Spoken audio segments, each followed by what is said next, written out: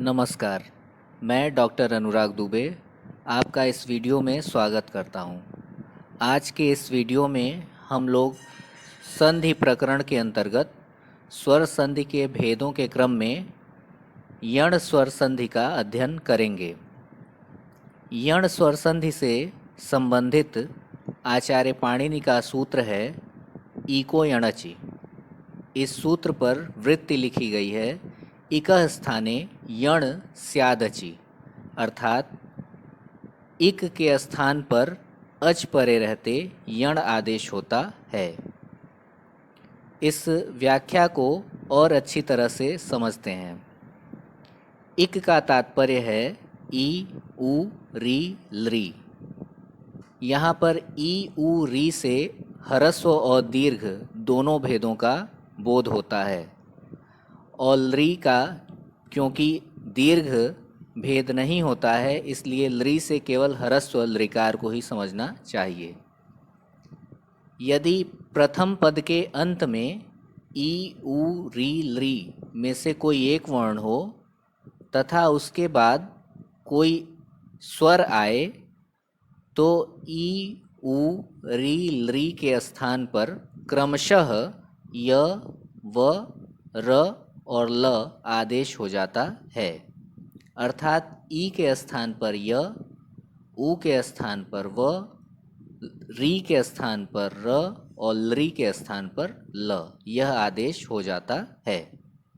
किंतु यह हमेशा ध्यान रखना चाहिए कि इक के पश्चात जो भी स्वर आए वह असमान स्वर होना चाहिए। यदि समान स्वर यानी सवर्ण स्वर आएगा तो वहाँ पर दीर्घ संधि हो जाता है। अब इसे उदाहरणों के माध्यम से समझते हैं। पहला उदाहरण है सुधि धन उपास्यः। यहाँ पहला पद है सुधि और दूसरा है उपास्यः। सुधि पद में अंत में ई वर्ण आया हुआ है तथा उसके पश्चात दूसरे पद के प्रारंभ में अच असमान स्वर आया हुआ है। अतः सूत्र के अनुसार इक अर्थात ई के स्थान पर य आदेश हो गया तथा आगे आने वाले उ के साथ मिल करके वह यू के रूप में हुआ और जो नया शब्द निष्पन्न होता है वह शुद्ध्युपास्य होता है तथा एक अन्य सूत्र से द्वित्व करने पर शुद्ध्युपास्य रूप भी सिद्ध होता है। वह सूत्र है अनचि च। प्रस्तुत उदाहरण में दो पद हैं गुरु प्लस आदेशः।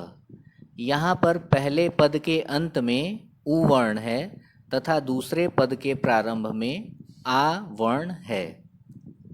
इस कारण यहाँ पे उ को सूत्र के माध्यम से व आदेश हो गया तथा व आ के साथ जुड़ करके वा के रूप में आदेश हुआ और जो नया शब्द निष्पन्न होता है वह गुर्वादेशः है। री वर्ण से संबंधित उदाहरण। यहाँ पर पितृ धन आज्ञा यह दो पद आए हुए हैं।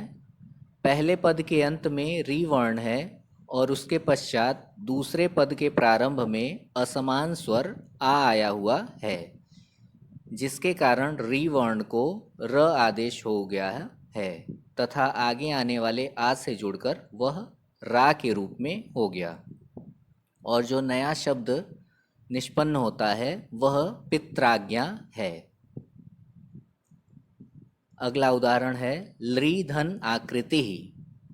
यहाँ पर पहले पद के रूप में लृ है और क्योंकि यह एक ही वर्ण है भी तो इसे प्रारंभ और अंत दोनों मानते हुए इस पद के अंत में लृ वर्ण को मान करके इसके आगे आने वाले असमान स्वर के कारण इस लृकार को ल आदेश हो गया तथा वह आ से जुड़ करके ला रूप में हो गया तथा जो नया शब्द निष्पन्न होता है वह लाकृति ही हुआ। अन्य उदाहरण। अन्य उदाहरणों में पहला है यदि धन अपि। यहाँ पर पहले पद के अंत में ई वर्ण है और दूसरे पद के प्रारंभ में असमान स्वर अ आया हुआ है। इस कारण ई के स्थान पर यह आदेश हुआ और वह अ से जुड़ करके यद्यपि शब्द के रूप में प्राप्त हुआ। दूसरे उदाहरण में पहला पद है मधु और दूसरा पद है अरिहि। पहले पद के अंत में ऊ वर्ण है और दूसरे पद के प्रारंभ में असमान स्वर अ आया है, जिसके कारण ऊ को व आदेश हो गया और नया शब्द निष्पन्न होता है मध्वरिहि। मातृधन अंशः। इस उदाहरण में पहला पद है मातृ जिसके अंत में री वर्ण आया है तथा दूसरा पद है अंशः जिसके प्रारंभ में असमान स्वर अ आया है। इस कारण री वर्ण को यहाँ र आदेश हो गया और जो नया शब्द बनता है वह है मात्रंशः। क्योंकि ली वर्ण के उदाहरण बहुत कम मिलते हैं, इसलिए यहाँ पर केवल एक ही उदाहरण प्रस्तुत किया गया है। इस प्रकार से यण संधि से संबंधित यह वीडियो पूर्ण हुआ। अगले वीडियो के साथ मैं पुनः उपस्थित होऊंगा। इस वीडियो को देखने के लिए आप सभी को बहुत बहुत धन्यवाद। नमस्कार।